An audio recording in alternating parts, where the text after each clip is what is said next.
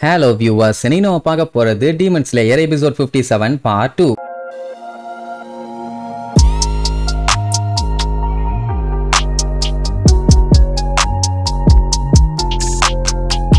Open பண்ணா போன பாட்டுல கியூ சபிட்டோவை பத்தி சொல்ல ஆரம்பிச்சா பாத்தீங்களா? நம்ம பயலுக்கு ஷாக்கு. கியூக்கு சபிட்டோவை தெரியுமான்னு. ஆக்சுவலா சின்ன வயசுல இருந்தே ரெண்டு பேரும் ஒன்னா ஃப்ரெண்ட்ஸா தான் இருந்திருக்காங்க. சொல்ல போனா ரெண்டு பேரும் அப்படி ஒரு திக் ஃப்ரெண்ட்ஸ். அதுல சபிட்டோ பாத்தீங்கன்னா பயங்கரமா ஜஸ்டிஸ நம்புறவன். இவங்களுக்கு ட்ரைனிங் கொடுத்ததுமே சக்குஞ்சி தான். சபிட்டோ பாத்தீங்கன்னா ரொம்ப நல்லவன். எல்லாத்துக்கிட்டையும் அன்பா இருப்பான். சொல்ல போனா இவங்க ரெண்டு பேரும் ஒன்னா இருந்தாங்கன்னா டைம் போறதே தெரியாது. அப்படி என்ஜாய் பண்ணுவாங்க. ஆனா அந்த மவுண்டன்ல ஃபைனல் செலக்ஷன் பண்ணுவாங்களே, அதுல செத்தது சபிட்டோ மட்டும்தான். அந்த ஃபைனல் டெஸ்ட் அப்போ மவுண்டன்ல இருந்த எல்லா டீமனையும் ஒத்தால நின்னு தட்டி தூக்கி இருக்கான். இவன் கண்ணில் மாட்டின ஒரு டீமன் கூட எஸ்கேப் ஆக முடியலன்னா பாருங்களேன். பட் கொடுமை என்னன்னா சபிட்டோவை தவிர மத்த எல்லாருமே அந்த ஃபைனல் செலக்ஷன்ல பாஸ் ஆயிட்டாங்க. அதுலயும் நம்ம கியூ இருக்கானே, அவன் ஒரு டீமன்ட்ட மாட்டி அடி வாங்கி ரத்தம் பொல ஊத்த ஆரம்பிச்சிருச்சு. இத்தனைக்கும் பயத்துல 3 பேர் அதை எதிர்த்து சண்டைக்கு நின்றுட்டு இருந்திருக்கானுங்க. அப்பந்தான் சபிட்டோ மாசா என்ட்ரி கொடுத்து அந்த டீமனை அசால்ட்டா போட்டு தள்ளலாம். அவன் மட்டும் அன்னைக்கு வரலன்னா கியூ எல்லாம் எப்போ செத்துருப்பான். அப்போ தூரத்துல ஒரு டீமன் இன்னொரு பையனை பிடிச்சிருச்சு. அவன் கத்துற சவுண்ட கேட்ட உடனே கியூவை இன்னொரு பையன் கிட்ட பாத்துக்க சொல்லிட்டு அவனை காப்பாத்துறதுக்காக வேகமா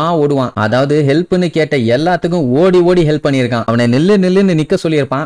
கியூவால முடியல, அப்படியே மயக்கம் போட்டு பொத்துன்னு விழுந்துருவான். கட் பண்ணா 7 நாள் கழிச்சுதான் கண்ணையே திறந்திருப்பான். என்னடான்னு பார்த்தா அவன் ஃபைனல் செலக்ஷன்ல பாஸ் ஆயிட்டான். இதுல கொடுமை என்னன்னா ஒரு டீமனை கூட இவன் காலி பண்ணல. மத்தவங்க தான் இவனை கஷ்டப்பட்டு காப்பாத்திருக்காங்க. அப்படி இருக்கும்போது இவன் பாஸ் ஆயிட்டான்னு எதை வச்சு சொல்றது? இந்த ஒரு கில்ட்லயே பையன் இருந்திருக்கான். அதுக்கப்புறம் வளர்ந்து டீமன்ஸ் கூட எல்லாம் சண்டை போட்டிருக்கான்னு வைங்களேன். இவனோட திறமைய பார்த்துட்டு ககையா இவனை வாட்டர் ஹஷிராவா ப்ரொமோட் பண்ணாரு. பட் அவனுக்கு என்னன்னா அதுக்கு அவன் ஒர்த்தே இல்ல. மத்த ஹஷிராஸ்க்கு முன்னாடி நிக்கிற அளவுக்கு நமக்கு அந்த தகுதி இல்ல அப்படிங்கிற மாதிரி நினைச்சிட்டு இருக்கான். அதனால தான் ட்ரைனிங் கொடுக்கறதுக்கும் சரி அந்த டீமன் காப்ஸ்லயும் சரி ஒழுங்கா இவன் இருக்கிறது இல்ல. ஏதாச்சும் மிஷன் கொடுத்தா போதும் போய் கம்ப்ளீட் பண்ணிட்டு வருவானே தவிர ஹஷிராஸோட எந்த ஒரு விஷயத்திலயும் ஒழுங்கா பார்ட்டிசிபேட் பண்றது இல்லன்னு வைங்களேன். அதனால தான் இவங்க டீமே ஹஷிராஸ் யாருக்கிட்டயாச்சும் நீ போய் ட்ரைனிங் எடு, அதுதான் உனக்கு பெஸ்ட். கண்டிப்பா என்னால எல்லாம் அந்த மார்க்கை மேனிஃபெஸ்ட் பண்ண முடியாது. இதுதான்ப்பா எனக்குள்ள இருக்க விஷயம். இப்பல இருந்து என்னைய ஃபாலோ பண்றதை விட்டுட்டு வேற ஏதாச்சும் வேலை இருந்தா பாரு, என்னைய ஃபாலோ பண்ணினா டைம் தான் வேஸ்ட் அப்படிங்கிற மாதிரி சொல்லிட்டு போயிருவான். நம்ம பயலுக்கு அழுகையே வந்துரும். என்ன விஷயம்னா இவன் தான் நியாயப்படி சாகணும், ஆனா இவனுக்கு பதிலா அங்க சபிட்டோ செத்து போயிட்டாங்கிற குற்ற உணர்ச்சியில அவன் இருக்கான். அது மட்டும் இல்லாம ஒரு டீமன் ஸ்லேயரா இருக்கிறதுக்கு தகுதி இல்லன்னு நினைச்சுக்கிட்டு இருக்கான். இப்படி இருக்கும்போது அவனோட மைண்ட் செட் எப்படி இருக்குங்கிறத நம்மளால ஈஸியாவே புரிஞ்சுக்க முடியுது. இன்னொரு ஷாக் என்னன்னா இவனுக்கு மவுண்ட் சகிரியில அந்த பாறையை ரெண்டா பொளக்கிறதுக்கு ட்ரைனிங் கொடுத்ததே அந்த சபிட்டோ தானே. மேட்டர் என்னன்னா அது ஒரு ஸ்டேஞ்சான எக்ஸ்பீரியன்ஸ் தான். ஏன்னா இவனுக்கு ட்ரைனிங் கொடுத்த அந்த 2 பேரும் செத்து ரொம்ப நாள் ஆச்சு. அப்படி இருக்கும்போது செத்தும் வந்து ஹெல்ப் பண்ணிருக்காங்க. அப்படின்னா 2 பேருமே ஃபைனல் செலக்ஷன் போய் கடைசியில அவன் மட்டும் செத்துருக்கான். இவருக்கும் அவனுக்கும் ஒரே ஏஜ் அப்படின்னு எல்லாத்தையும் யோசிச்சு பார்த்துட்டு ரொம்பவுமே ஃபீல் பண்ணுவான். செலக்ஷன் அப்ப எல்லாத்தையுமே காப்பாத்திருக்கான்னா சின்ன விஷயமா? நம்ம பையலுக்கு என்ன ஒரு ஃபீல் ஆயிருச்சுன்னா இவன் கூட அந்த டைம் அந்த மாதிரி எல்லாம் பண்ணல. அவனை எப்படி ப்ரொடெக்ட் பண்ணிக்கலாம் அப்படிங்கறதான் யோசிச்சுட்டு இருந்தான். ஆனா சபிட்டோ எல்லாத்தையுமே காப்பாத்த ட்ரை பண்ணிருக்கான். அவன் மட்டும் நேரத்துக்கு உயிரோட இருந்திருந்தான்னா டெஃபினட்டா ஒரு சூப்பரான ஸ்வாட்ஸ்மேனா இருந்திருப்பான். அதுல எந்த ஒரு டவுட்டுமே இல்ல. சோ கியூ இப்படி இருக்கிறதுக்கான காரணம் அதுவும் ஒண்ணு. அவன் என்ன நினைச்சிட்டு இருக்கான்னா இவன் தான் செத்துருக்கணும், அவன் உயிரோட இருந்திருக்கணும், அதாவது இவன் வாழ்றதே வேஸ்ட் அப்படின்னு ஒரு நினைப்பு. இதே ஃபீலிங் தான் இப்ப நம்ம பையலுக்கும் இருக்குது. அட வேற ஒண்ணும் இல்ல, ரென்கோக்கு இவங்களுக்காண்டி கஷ்டப்பட்டு சண்டை போட்டு மண்டைய உடைச்சு கடைசியில செத்து போயிட்டாரு இல்ல. இவங்க எல்லாருமே ஒரு கத்துக்குட்டிங்க, ஒரு அவ்வளோ டேலண்டான ஆளு, ரொம்பவும் நல்லவரும் கூட. பட் இவங்களை காப்பாத்துறதுக்காக அவரு சண்டை போட்டு உயிரை விட்டாரு.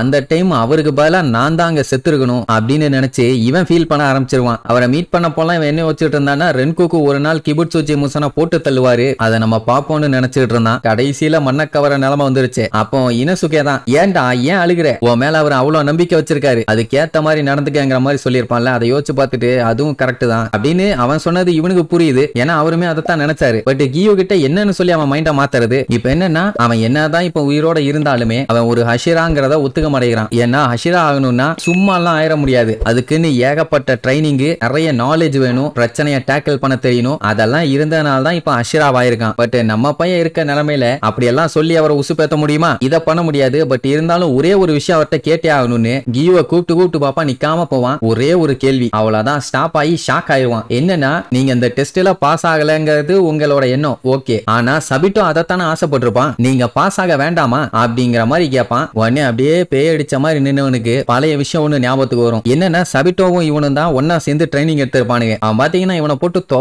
துவச்சு எடுப்பான். எதுக்குன்னா எப்ப பார்த்தாலும் நான் செத்துருவேன்னு பயத்துல சொல்லிட்டே இருந்தவனே அவனுக்கு அவனுக்கு கடுப்பாயிருச்சு. ஒய்யால இனிமேட்டு இப்படி சொன்னேன் நான் உன்னை மன்னிக்கவே மாட்டேன், அதுக்கப்புறம் நீ என் ஃப்ரெண்டே இல்லன்னு வேற சொல்லி திட்டுவான். இன்னொரு மேட்டர் என்னன்னா அவனோட அக்கா கல்யாணத்துக்கு முன்னாடி பாத்தீங்கன்னா இவனை டீமன்ஸ் கிட்ட மாட்டாம மறைச்சு வச்சு காப்பாத்தி இருக்கான். இவன் இப்படி பண்ணானா அவளோட மெமரிஸை இன்சல்ட் பண்ற மாதிரி அர்த்தம் தானே. என்ன ஆனாலும் சரி செத்துறணுங்கிற வார்த்தையை மட்டும் சொல்லாதன்னு வண்டையா திட்டுவான். ஏன்னா இவனை காப்பாத்த போய் அவனோட அக்கா அவளோட உயிரையே விட்டுட்டா. சொல்ல போனா சாக்ரிஃபைஸ் பண்ணியிருக்கான். அப்படின்னா அவளோட வாழ்க்கைய வாழாம அந்த வாழ்க்கைய தான் தம்பிக்காண்டி விட்டு கொடுத்திருக்கா, அதை பாஸ் பண்ணியிருக்கா. அதெல்லாம் யோசிச்சு பார்க்கும் போதே பயலுக்கு செவினியெல்லாம் வலிக்குது. ஏன்னா அவன் நாளை அப்போ போயிட்டு தான் அந்த டைலாகே விட்டுருப்பான். இப்ப அவனால அந்த பெயினை ஃபீல் பண்ண முடியுது. இப்பதான் புரியுது எப்படி நம்ம இந்த விஷயத்த மறந்தோம். ஏன்னா இது சபிட்டோ சொன்ன ரொம்ப முக்கியமான விஷயம். ஆனாலும் இவன் அதை பத்தி யோசிக்கல. ஏன்னா இவன் மைண்ட் ஃபுல்லா அவன் இறந்த விஷயத்த மட்டும் தான் யோசிச்சு கண்ணா பின்னா அழுதுட்டு இருந்தானே தவிர மத்தபடி அடுத்து அவனுக்காக என்ன பண்ணணும் அப்படிங்கறத அவன் யோசிக்கல. இப்ப என்னன்னா அவனுக்குன்னு இருந்த அக்கா சுட்டக்கோ இறந்து போயிட்டான், பெஸ்ட் ஃப்ரெண்ட் சபிட்டோவும் இறந்து போயிட்டான். அதனாலதான் பையன் எந்த விஷயத்த பத்தியும் ஒழுங்கா யோசிக்காம இப்படி ஒரு நிலைமையில இருந்திருக்கான். நம்ம பையன் இப்படி ஒரு விஷயத்த சொன்னதுக்கு அப்புறம் தான் அவனுக்கே எல்லா விஷயமும் திரும்ப மைண்டுக்கு வருது. இங்க நம்மளுக்கு பயமாயிருச்சு, ஐயோ தேவையில்லாம ஏதாச்சும் வார்த்தை விட்டுட்டோமா, நம்ம பேசினது அவரை காயப்படுத்திருச்சா,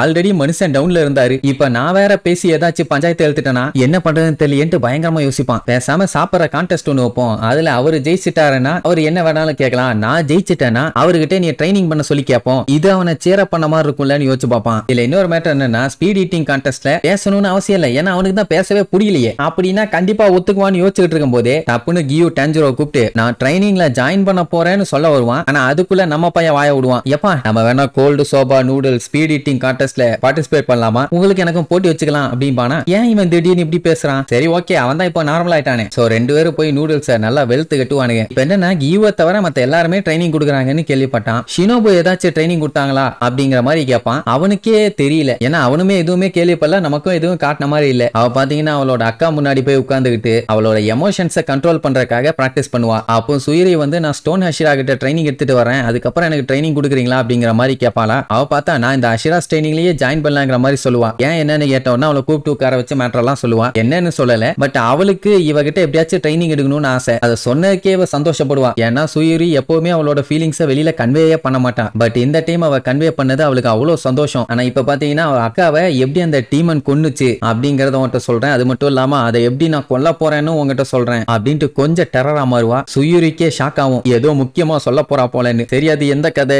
ஏது கதை அது எந்த சொந்த கதைன்னு அடுத்தடுத்த எபிசோட்ல பார்க்கலாம். டாடா.